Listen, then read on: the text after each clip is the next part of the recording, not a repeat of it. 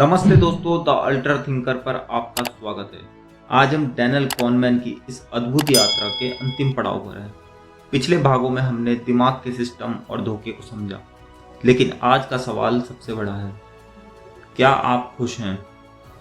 सुनने में यह सवाल आसान लगता है, लेकिन कॉनमैन कहते हैं कि इस सवाल का जवाब आपके दो अलग अलग मैं पर निर्भर करता है। एक वो जो इस पल को जी रहा है, और दूसरा वो जो याद रखता है। आज के इस एपिसोड में हम समझेंगे कि क्यों हम अक्सर गलत चीज़ों में खुशी ढूंढते हैं और कैसे अपनी यादों के जाल से बाहर निकलकर सच्ची संतुष्टि पाई जा सकती है। दो मैं अनुभव करने वाला और याद रखने वाला। कॉनमैन दो तरह के व्यक्तित्वों की बात करते हैं जो हमारे अंदर साथ साथ रहते हैं। अनुभव करने वाला मैं, यह वो हिस्सा है जो अभी में जी रहा है। जैसे जब आप ठंडी हवा महसूस करते हैं या कोई स्वादिष्ट खाना खाते हैं, यह सिर्फ वर्तमान को जानता है। दूसरा, याद रखने वाला मैं, यह वो हिस्सा है जो स्कोर कार्ड रखता है। यह आपकी जिंदगी की कहानी लिखता है। इसे इस बात से मतलब नहीं कि आपने कितना समय बिताया, इसे सिर्फ इस बात से मतलब है कि उस अनुभव का अंत कैसा था। उदाहरण से समझते हैं। मान लीजिए आप 20 मिनट से एक बहुत खूबसूरत संगीत सुन रहे हैं। अंत के 10 सेकंड में सीडी में स्क्रैच आ जाता है और एक क्रश की आवाज़ होती है। आपका रिमेम्बरिंग सेल्फ कहेगा कि पूरा अनुभव खराब था, लेकिन एक्सपीरियंसिंग सेल्फ के लिए तो वो 19 मिनट 50 सेकंड बेहतरीन थे। हम अपनी यादों के गुलाम हैं, हकीकत के नहीं। दोस्तों, क्या आप भी अपनी यादों की वजह से अपने आज को खराब करते हैं?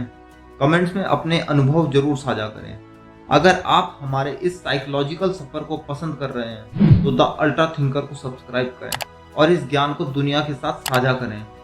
पीक एंड रूल, दिमाग का गणित, इसके बारे में बात करते हैं। कॉनमैन ने एक चौंकाने वाली खोज की जिसे पीक एंड रूल कहते हैं।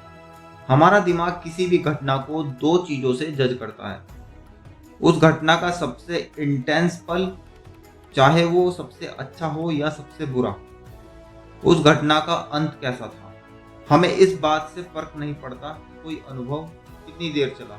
यही वजह है कि एक लंबी और अच्छी छुट्टियां भी बेकार याद बन जाती हैं अगर आखिरी दिन आपकी फ्लाइट मिस हो जाए या झगड़ा हो जाए, और एक दर्दनाक इलाज भी ठीक लगने लगता है अगर अंत में डॉक्टर थोड़ा कम दर्द दे। बिजनेस और रिश्तों में असर। अगर आप एक कंटेंट क्रिएटर हैं या बिजनेस चलाते हैं तो याद रखें, शुरुआत चाहे जैसी हो, अंत धमाकेदार होना चाहिए, क्योंकि लोग वही याद रखते हैं। अब एक ऐसे मुद्दे पर बात करेंगे जो आप सबका भी फेवरेट है। क्या पैसा खुशी खरीद सकता है? कॉनमैन ने अपनी रिसर्च में खुशी और पैसे के संबंध को भी मापा है। उन्होंने पाया कि एक निश्चित स्तर पर पैसा आपकी रोजाना की खुशी को बढ़ाता है, लेकिन उस लेवल के बाद ज़्यादा पैसा आपकी रोज की खुशी में कोई बदलाव नहीं लाता। हाँ, ज़्यादा पैसा आपके रिमेम्बरिंग सेल्फ को संतुष्टि दे सकता है कि मैं सफल हूँ, लेकिन वो आपके सुबह की चाय का स्वाद या आपके अपनों के साथ बिताए गए पल की खुशियों को और ज़्यादा नहीं बढ़ा सकता। तो दोस्तों, इस पूरी किताब और सीरीज का सार क्या था? सिस्टम 2 को जगाना। हर फैसले को सिर्फ अंतर ज्ञान पर ना छोड़ें। थोड़ा रुकें, सोचें और डेटा को देखें। धोखों को पहचानें। एंकरिंग और बायस हर तरफ हैं, जागरूक रहें। आज में जिएं। अपने एक्सपीरियंसिंग सेल्फ का ख्याल रखें। सिर्फ अच्छी यादें बनाने के चक्कर में आज के सुख को दांव पर ना लगाएं। डैनियल कॉनमैन की यह किताब हमें सिखाती है कि हम मशीन नहीं हैं, हम भावनाओं और गलतियों के पुतले हैं, लेकिन इन गलतियों को समझ लेना ही समझदारी की पहली सीढ़ी है। दोस्तों, यह सीरीज का आखिरी भाग था। उम्मीद है द अल्ट्रा थिंकर की यह कोशिश आपको पसंद आई होगी।